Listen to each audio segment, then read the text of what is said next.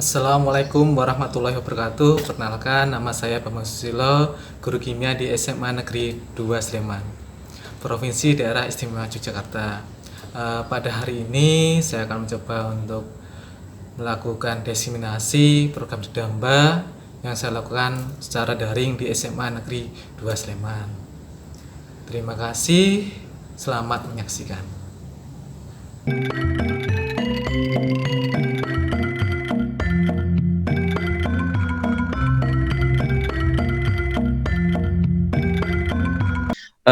Sebelumnya kita akan sama-sama belajar apa itu program Didamba, kemudian nanti materi yang kedua itu tentang STEM, terus yang ketiga yaitu aplikasinya STEM ya, terkait dengan perencanaan pembelajaran maupun dengan kita membuat alat penyaring udara di situ ya. Untuk pertama, kalau ingin misalnya nanti Bapak Ibu semuanya ingin daftar program Didamba, itu silahkan nanti buka Word dulu seperti ini. Sudah kelihatan semuanya Bapak Ibu untuk menu Google-nya? Sudah. Sudah. Nah, pertama kalau misalnya kita ingin mendaftar ke program Didamba, tinggal ketik saja di Didamba. Nah, seperti ini.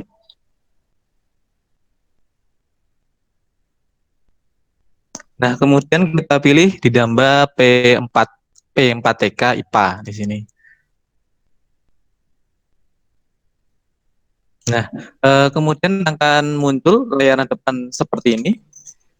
Ini ketuanya Bapak Ana Ahmad, ini pusat ya, dari pusat. Nah, ini sudah masuk di Damba angkatan 5. Mungkin besok ada di Damba juga angkatan 6, jadinya nanti yang untuk Bapak Ibu yang mau daftar, nanti kita registrasi dulu. Soalnya untuk kuotanya terbatas, untuk setiap satu kelas itu 40 peserta. Nah, kemudian nanti bisa klik masuk di sini.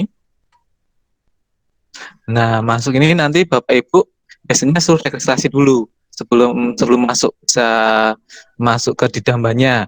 Nanti butuh nick-nya, kemudian data pribadi masing-masing pokoknya itu. Nah, karena saya sudah punya, ini saja saya langsung masuk saja.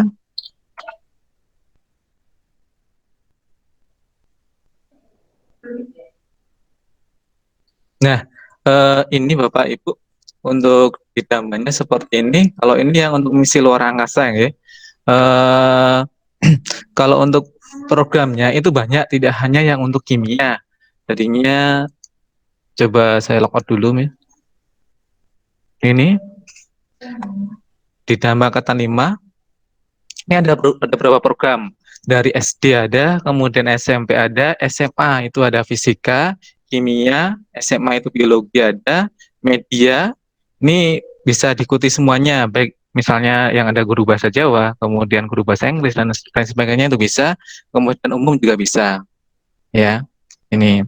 Nah, yang saya destinasikan di sini adalah yang SMA Kimia, karena saya mengikuti yang kimia ini. Nanti untuk Bapak Ibu yang lain, misalnya yang di luar mapelnya itu, nanti bisa mengikuti program yang lain. Nah, oh iya, sebentar, kayaknya ada yang join ya. Saya stop dulu sebentar. Saya lanjut lagi untuk presentasinya. Kelihatan nggih yang ini ya? Misi luar angkasa SMA Kimia yang di Dambanya sudah kelihatan?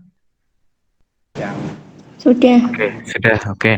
Nah, nanti untuk tugas di Damba itu ada beberapa macam, yaitu dari pendahuluannya, kemudian ada pendidikan abad 21-nya, nanti ada STEM-nya itu, kemudian karakteristik pembelajarannya, kemudian ada unit misi luar angkasa, kemudian kita ada penutupan, terus kita melakukan diseminasi, baru nanti ada sertifikat dan keterangan. Jadinya kalau misalnya nanti Bapak Ibu guru ikut program pelatihan di Damba ini, nanti dapat satu sertifikat dan satu surat keterangan.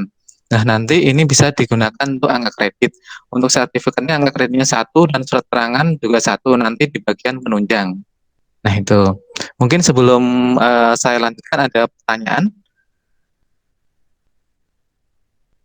Mboten Bapak Ibu? Berarti ini hanya bisa diikuti oleh guru mapel MIPA doang? enggak Bu Tiwi. Jadinya banyak sekali yang selain guru kimia juga bisa. Seperti ini contohnya, saya lompat dulu. Yang sebenarnya di Dambang Ketan 5 ini, nanti kalau yang Bu Tiwi, yang guru TI, nanti bisa ikut yang ini, bisa media. Nah, ini banyak sekali medianya. Pemanfaat teknologi dia digital dalam besar ini Pak, basis computational thinking, atau yang ini, dan ini SD, tapi SD SMP, kemudian animasi, nah ini juga bisa. Kalau yang lainnya, ini bisa masuk ke umum juga Bu Tiwi. Nah, nanti yang ini, analisis dan menyelesaikan soal ganda berbasis kompetisi ilmiah, kemudian pendidikan kesehatan produksi remaja, kemudian komunikasi dalam pembelajaran. Ini cocok untuk yang guru TI. Ada pertanyaan yang lain? Nge-share-nya ini sesama guru SMA gitu. Kalau misalnya yang untuk guru SMA, ya nanti yang misalnya SMA kimia, nanti isinya semua SMA kimia, baik yang SMK maupun SMA. Nanti di situ ada grup isinya 40 orang satu grupnya, jadinya terbatas. Misalnya kalau SMA kimia, nah ini cuma ada 2. Nah, isinya ini 40 orang, ini 40 orang. Dan pengajarnya itu 2. Kayak gitu. Maksudnya yang pengimbasannya dulu. Pengimbasannya berarti bisa ke siapa aja atau hanya Oke. Nah, untuk pengimbasan itu minimal 5 orang setiap sekolah. Itu. Bisa juga misalnya dilakukan di MGMP juga bisa secara tatap muka maupun daring. Gitu. Ada lagi? Kalau dia misalnya guru SMP harus di-share ke guru SMP gitu. Betul. Ada lagi? Kalau tidak ada, saya lanjutkan ke materinya. Nah, ini sekilas tentang Didamba ya. Jadinya kalau misalnya kita nanti mau daftar Didamba, nanti biasanya ada surat dari P4TK, di situ kita nanti registrasi, daftarkan identitas kita, kemudian baru nanti ada seleksi. Nah, seleksinya itu biasanya setelah 1 hari nanti baru diumumkan siapa saja yang bisa masuk. Dan kuotanya terbatas hanya 40 orang, jadinya itu cepat-cepatan. Dan apa yang kita dapat dari Didamba itu sangat banyak sekali, misalnya untuk menambah pengetahuan hal-hal yang baru yang belum kita dapat, seperti itu kebanyakan adalah ilmu-ilmu terapan gitu. Kita istilahnya belajar mandiri, mengakses, nanti ada Zoom, terus kita melakukan kayak diseminasi juga, kayak gitu, karya yang kita bikin, nah seperti itu. Nah, sudah tidak ada? Kalau tidak ada, saya lanjutkan. Pak Bambang. Oke. Kalau untuk yang misi luar angkasa ini khusus guru SMA gitu? Kalau yang misi luar angkasa ini khusus guru SMA, SMA dan SMK. Oke. Terima kasih Bu Narti. Nah, untuk selanjutnya teman-teman yang baru bergabung tadi sudah tolong isi absensi dulu ya. Di sini di kolom chat. Nah, tadi sudah untuk materi yang pertama sudah ya teman-teman ya. Yang untuk yang baru bergabung, jadinya yang teman-teman yang bergabung ini lanjut ke materi yang kedua, yaitu tentang STEM ya. Nah, halo, selamat pagi Pak Eko. Terima kasih sudah bergabung. Ini teman saya nih, mulai nih. Semakin klimis ini. Ya, untuk materi yang selamat datang juga Bu Ratri. Terima kasih sudah bisa masuk sama Bu Kartini yang dari SMK 1 Depok. Ya, halo. Oke, saya lanjut ya. Untuk materi yang kedua tentang STEM. Nah,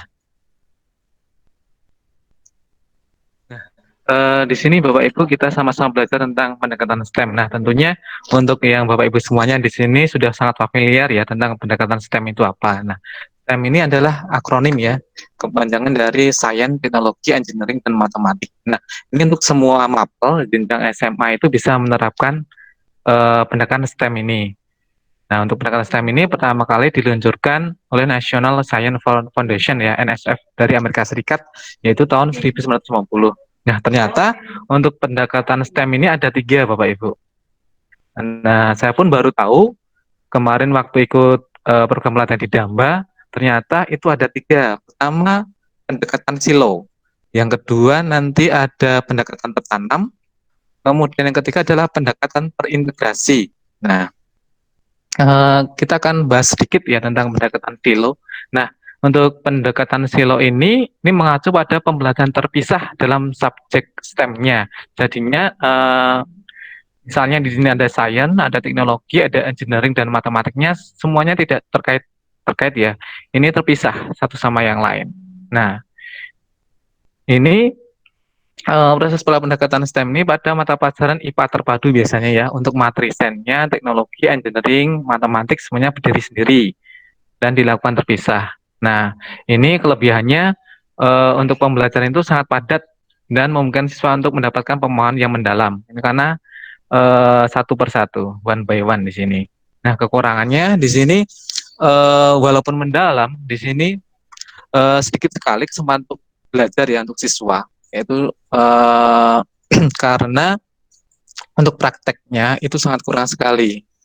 Ya, di sini untuk guru lebih mendominasi. Nah, di sini. Kemudian kalau yang untuk pendekatan tertanam, nah ini pendekatan yang memberikan penekanan pada pengetahuan yang didapatkan melalui kajian permasalahan di dunia nyata dan teknik pemecahan konteks sosial, budaya, dan fungsional. Nah, kalau ini biasanya ada materi pokok yang utama dan ada 3 materi tambahan. Jadinya ada yang diistimewakan dari keempat ini. Contohnya di sini adalah sainsnya yang kita utamakan, kemudian yang teknologi sama engineering sama matematiknya ini cuma sebagai penunjang saja. Nah, ini. Nah, kelebihannya untuk pendekatan tertanam ini meningkatkan pembelajaran dan menunjukkan hubungan yang jelas antara materi yang diutamakan. Contohnya kita ambil sainsnya ya, atau misalnya teknologinya itu juga bisa. Kemudian materi pendampingnya, mana materi pendamping itu sebagai penguat konsepnya saja. Nah, ini konsepnya saja untuk menguatkan yang sainsnya di situ. Nah, untuk kekurangannya ini dapat mengakibatkan pembelajaran yang terpotong-potong.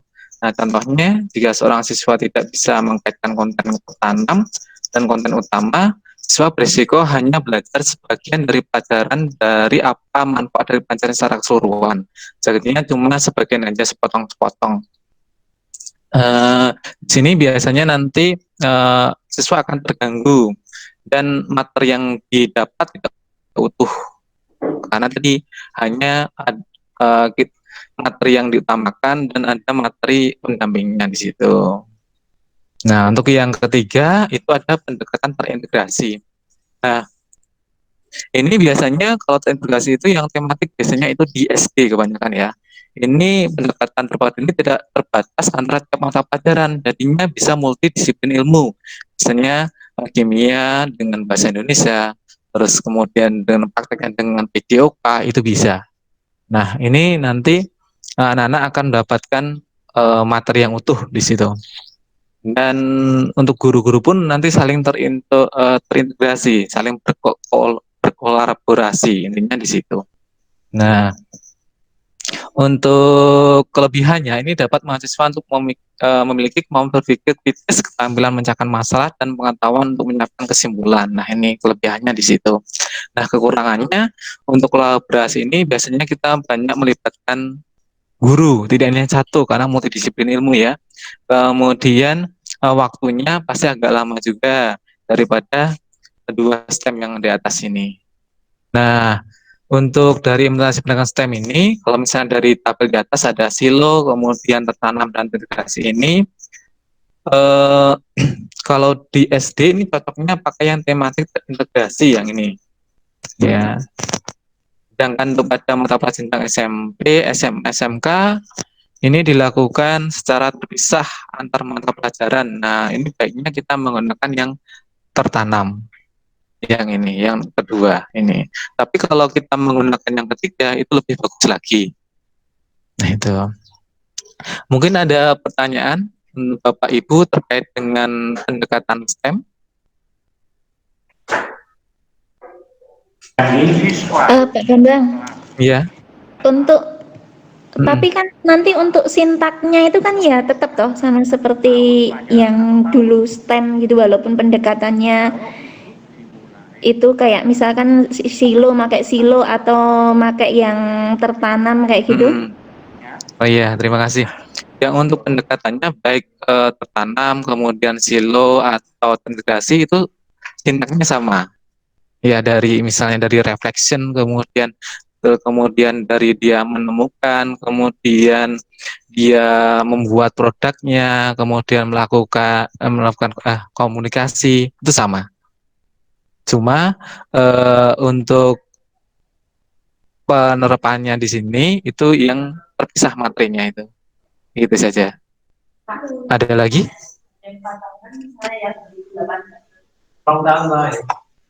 Kalau tidak ada, saya lanjutkan ke materi berikutnya.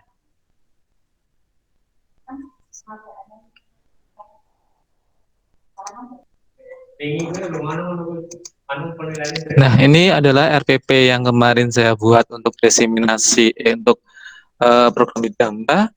Saya ambil tentang hukum-hukum dasar kimia. Nah, di sini harapannya kalau menyusun RPP itu ada covernya, jadi ini ada lambangnya, kemudian ada identitas diri, hari nama, kemudian kadi yang kita akan pelajari, kemudian materi pokoknya apa, seperti itu. Nah, kemudian untuk RPP ini berisi 3 komponen. Yang pertama, karena sekolah kami akan melakukan adiwiyata, di sini juga ada unsur adiwiyatanya. Kemudian ini mendekatkan dengan pendekatan STEM, kemudian dengan IDP. IDP itu kayak apa ya, nanti ada pendekatan yang lain juga. Nah, untuk RPP ini coba saya besarkan dulu. Kelihatan Bapak Ibu semuanya? Kelihatan Ya. betul nggak? Oke. Nah, untuk RPP ini pertama identitas, kemudian kompetensi intinya kita lihatkan di sini. Nah, karena di sini ada adiwiyatanya, ini saya blok saja untuk mempermudah nanti misalnya tim penilai itu mau menilai RPP-nya. Di sini adiwiyata kan berwawasan lingkungan. Nah, seperti ini. KI 1 sama, ada religiusnya, KI 2 itu sikapnya, KI 3 itu pengetahuannya, KI 4 adalah keterampilannya. Habis dari kompetensi inti, nanti kita menyusun KD dan indikator. Nah, KD dan indikator ini cuma 2 saja yang kita gunakan, yaitu KD 3 dan KD 4. Nah, KD 3 ini pengetahuannya, ini kita ambil 3 titik sebut tentang menerapkan hukum dasar kimia, dan KD 4-nya keterampilannya, apa yang kita life skill-nya ke anak-anak, yaitu menganalisis data hasil percobaan menggunakan hukum dasar kimia. Nah, di sini kita breakdown dari KD-nya menjadi IPK. Nah, di sini masing-masing Bapak Ibu guru untuk kalau IPK ini ya.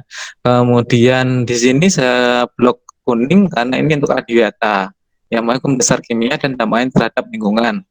Kemudian di sini apa yang kita harapkan ke anak-anak? Di sini nanti anak-anak bisa merancang simulasi sistem daur ulang udara, kemudian membangun dan menguji filter yang mampu menangkap karbon dioksida. Yang ketiga nanti menggunakan stoikiometri untuk menentukan berapa banyak filter yang dibutuhkan untuk misi ruang angkasa. Nah, itu yang kita harapkan. Kemudian setelah itu kita masuk ke tujuan pembelajaran. Nah, tujuan pembelajaran di sini kita menyakup satu, pendekatan yang kita gunakan di sini adalah STEM project based learning. Jadinya nanti anak-anak suruh ada materi, kemudian nanti membuat alat ujinya, kemudian nanti di situ mereka bisa menerapkan hukum dasar kimianya, ada konsep molnya dan sebagainya. Terus kemudian di situ kognitifnya juga masuk, apa yang kita harapkan, contoh sikap teliti, rasa ingin tahu, sampai tanggung jawab seperti ini. Kemudian untuk materi pembelajaran, nah, materi pembelajaran di sini biar kelihatan misalnya STEM-nya, kita isikan aja materi pembelajaran di sini, yaitu dari STEM-nya, dari desainnya, kemudian teknologinya, engineering, baru matematiknya. Contohnya kalau yang umum dasar kimia di sini ada faktualnya, ini bahwa ada 3 wujud zat. Nah, faktual itu yang bisa kita lihat ya. Jadinya yang kita jumpai sehari-hari, kalau saat itu kan ada 3, padat, air maupun gas. Nah, sedangkan konseptual itu adalah konsepnya, materinya yang kita bangun ke anak-anak. Kemudian prosedurnya ini caranya, gimana mendesain misalnya situ, menimbang, metakognitif, nanti kemampuan yang anak yang diharapkan seperti ini. Kemudian teknologinya apa di situ? Kita tuliskan misalnya ini kontaminan kontrol Patrick. Nah, Patrick kita membuat ini. Ini nanti Patrick itu kayak pembatas di situ, nanti penyaring udara. Engineeringnya apa yang kita mau bangun sebetulnya, misalnya ini menggambar desainnya dulu, kemudian merancang ketebalannya. Nanti jadinya anak-anak membuat alat nyaring udara ini, dia coba mempraktekkan, kemudian nanti kita evaluasi, terus kita perbaiki kayak gitu, untuk mendapatkan hasil yang lebih optimal. Nah, ini.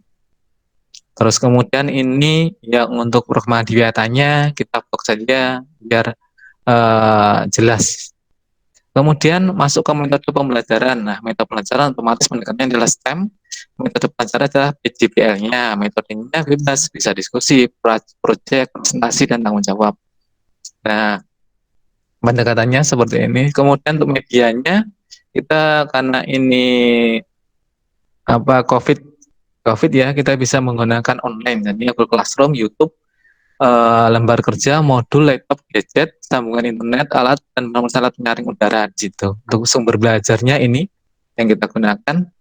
Kemudian untuk kegiatannya, nah untuk STEM ini, untuk materi dasar kimia ini ada 2 kali pertemuan ya. Untuk 1 kali pertemuannya 3 kali 45 menit. Nah, kita tahu Bapak Ibu semuanya untuk kegiatan pembelajaran itu pasti ada pendahuluan, kemudian kegiatan inti sama penutup.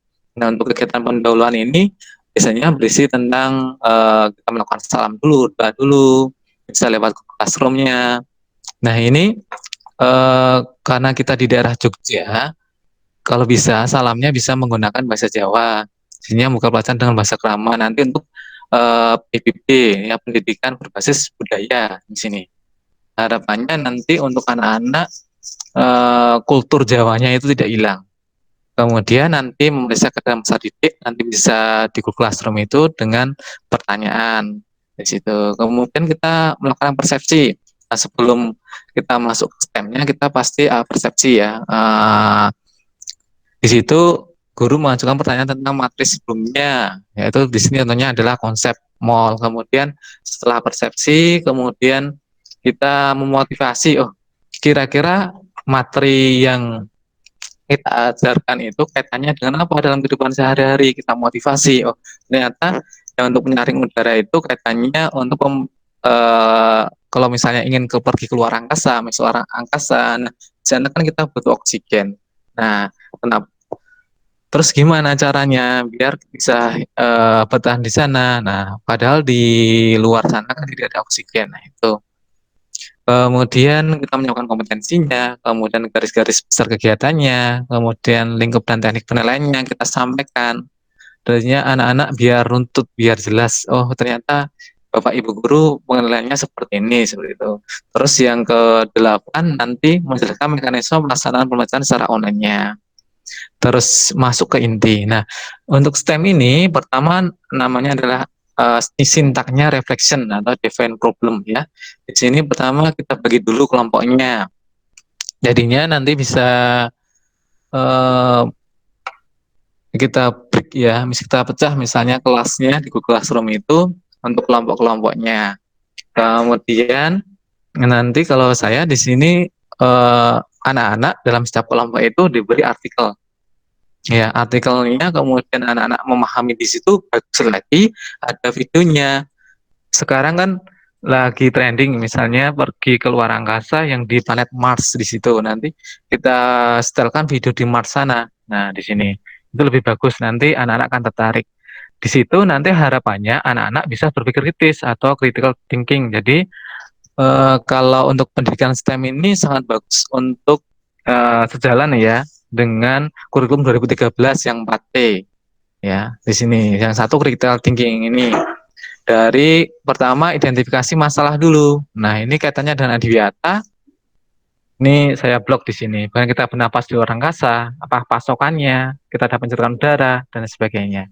Baru anak-anak nanti digiring untuk riset ya. Nanti di situ secara berkelompok anak-anak nanti belajar dari materi yang kita share dari LKS, kemudian modul YouTube, sumber belajar, nah seperti itu.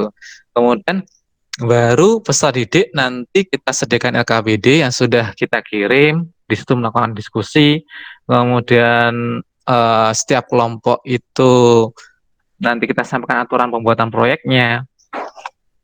Terus setelah dibuat, dikirim ke Google Classroom seperti itu. Kemudian kita melakukan sintak yang berikutnya adalah discovery atau plan solution. Nah, di sini anak-anak diminta untuk merancang. Di sini penjadwalan anak merancang jadwalnya. Jadinya untuk membuat alat peraganya di sini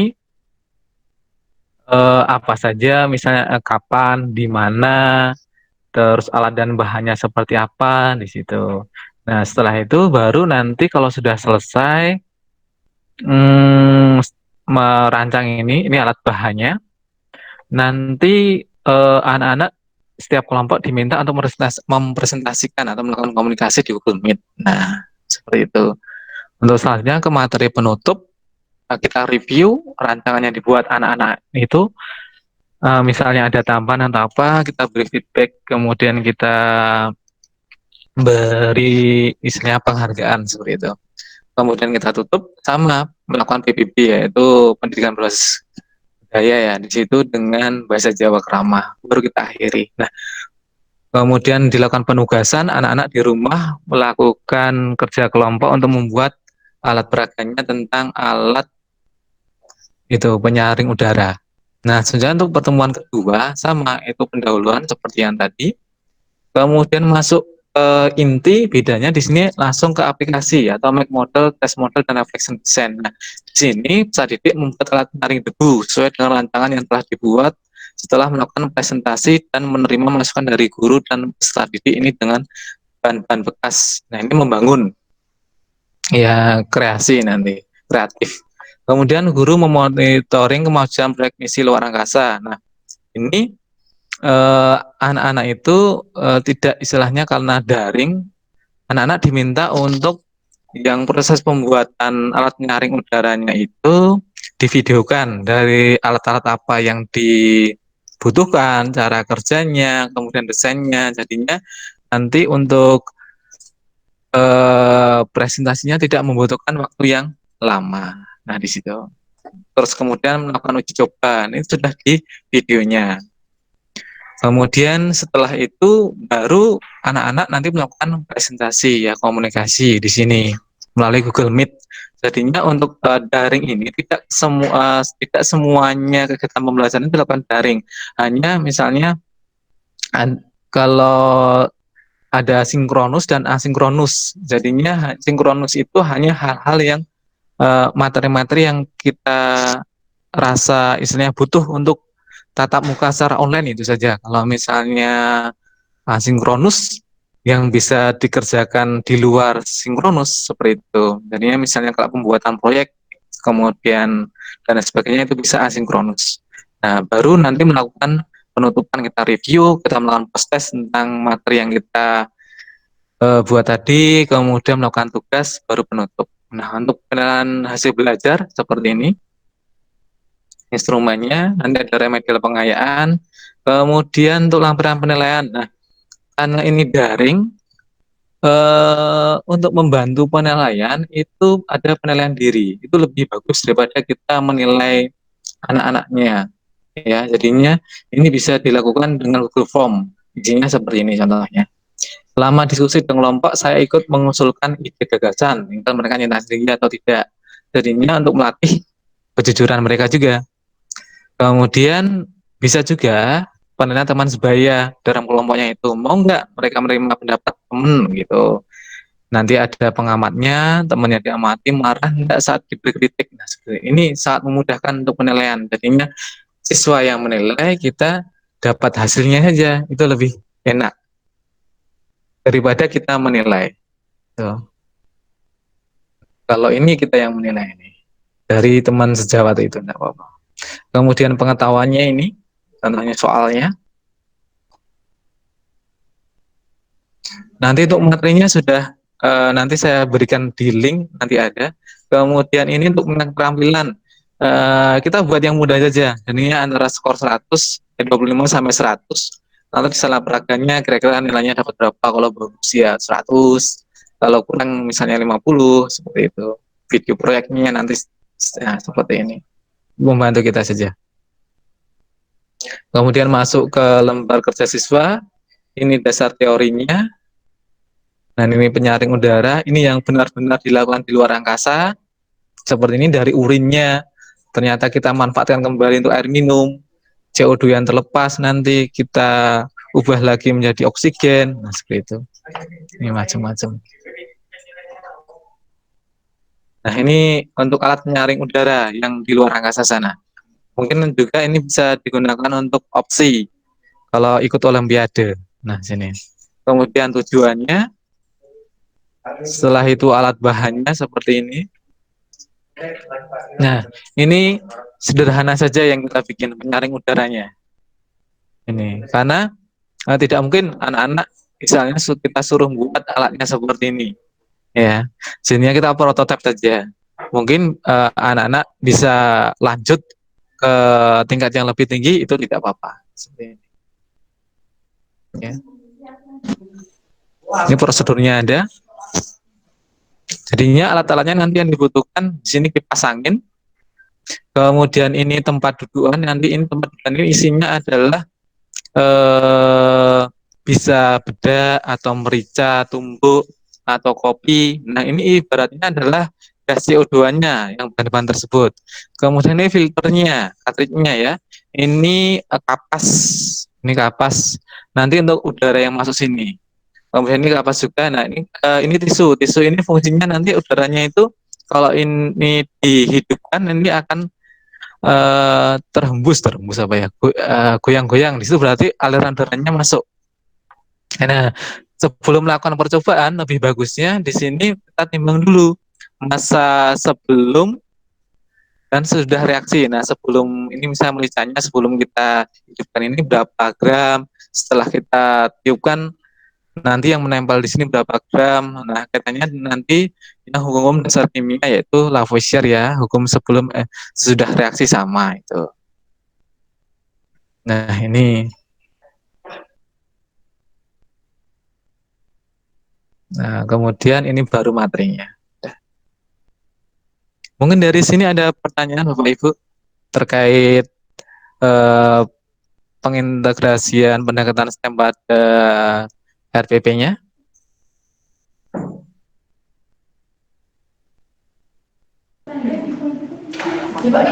Pak Bambang, Okay.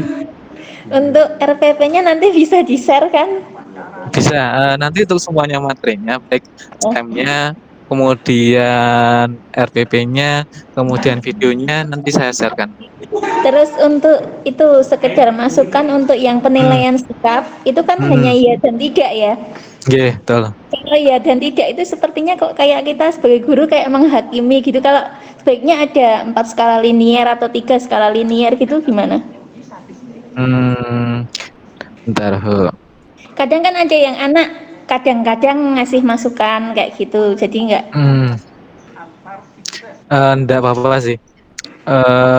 Ini kan biar mempermudah saja untuk penilaian, bisa skala 1 sampai 4 juga bisa, enggak apa-apa, enggak masalah.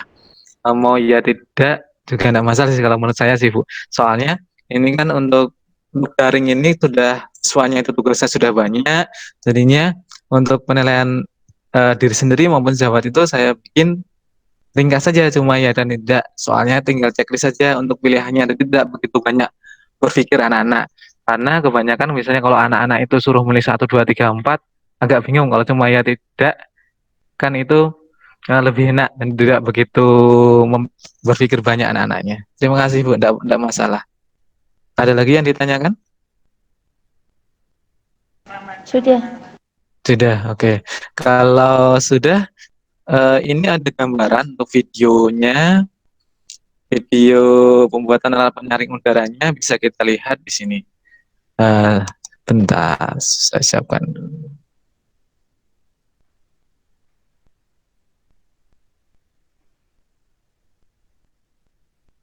Kelihatan betul nggih?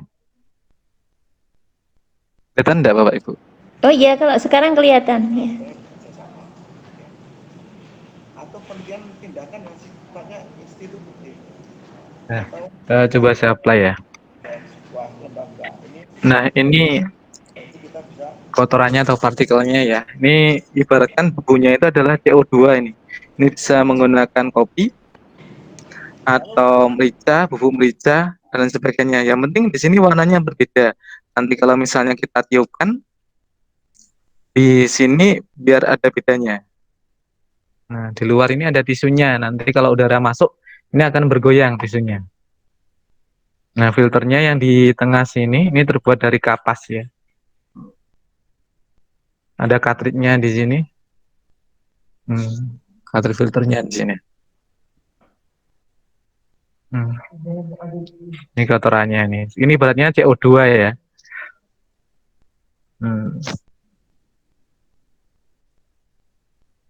Nanti sebelum ditiupkan kita timbang dulu masa sebelum dan sudah reaksi. Nanti katanya dengan hukum dasar kimia. Nah, ini kipas nanti untuk menghembuskan udara.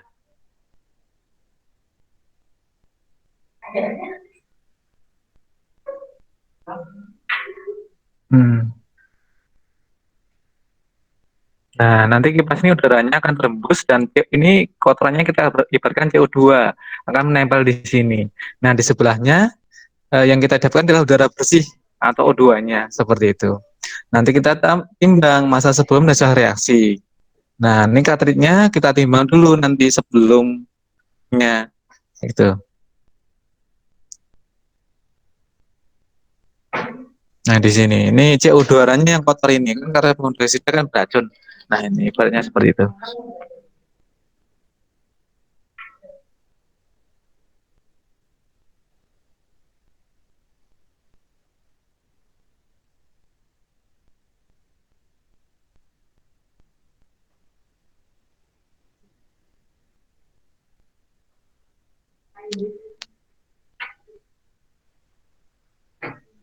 Nah, di sebelahnya nanti udara bersih ya.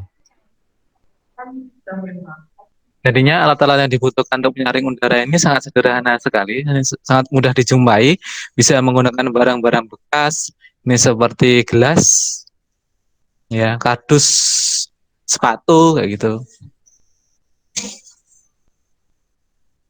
Nah, ini masih perkembangan ya, ini yang udara kotornya. Kalau bisa untuk ini kan ibaratnya CO2, untuk bubuknya itu bubuk yang ringan, jadinya mudah sekali untuk berterbang. Dan ini kalau bisa ditutup dengan menggunakan mika plastik itu juga bisa. Nah, ini udara bersihnya. Ini udara bersih maksudnya ternyata di sini ada yang udara kotor yang masuk juga CO2-nya di sini. Nah,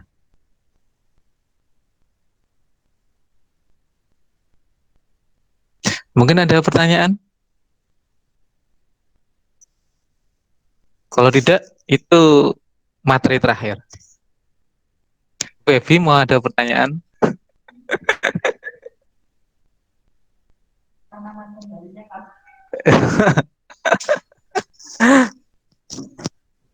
Sudah? Ada pertanyaan tidak?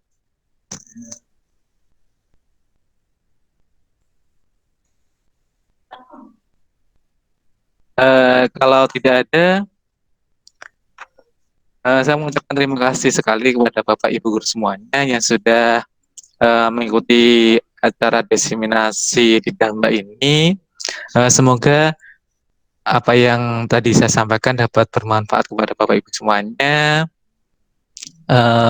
Saya tutup. Bila taufiq hidayah. Wassalamualaikum warahmatullahi wabarakatuh. Waalaikumsalam warahmatullahi wabarakatuh. Oh, sebelumnya itu saja, kita foto dulu, bisa dihidupkan videonya ya. Videonya, kameranya, bisa dihidupkan kameranya dulu, kita foto bersama, live session ini. Oke.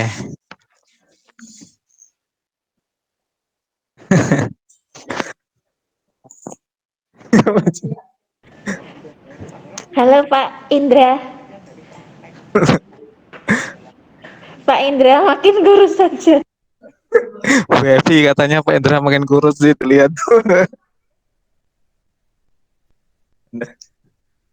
Tinggal Bu Sri Harti sama Bu Yosi ya.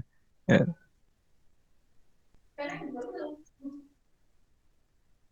Halo, selamat siang Bu Swa. Baru makan ini kayaknya. Selamat siang, Pak Bambang. Oke, terima kasih sudah bergabung ya. Tinggal Bu Yosi, yuk Iya, sama-sama. kita foto dulu ya. 1, 2, 3. Oke. Satu lagi gaya bebas.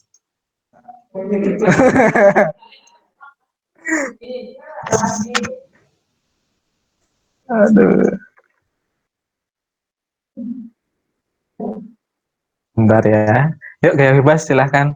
1, 2, 3. Kayaknya sama. Oke. Terima kasih kepada Ibu semuanya. Saya cukupkan sekian. Terima kasih. Wassalamualaikum warahmatullahi wabarakatuh. Waalaikumsalam. Ya, silahkan bisa live ya. Matur suwun.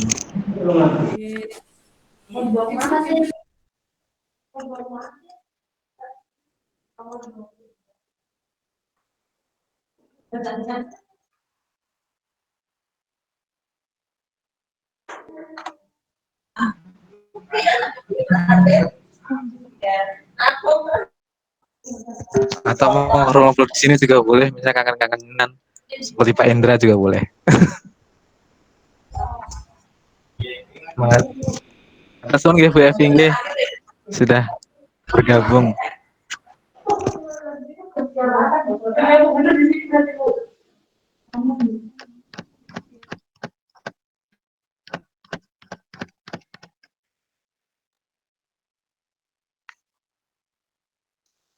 Mbak Margaret. Ya.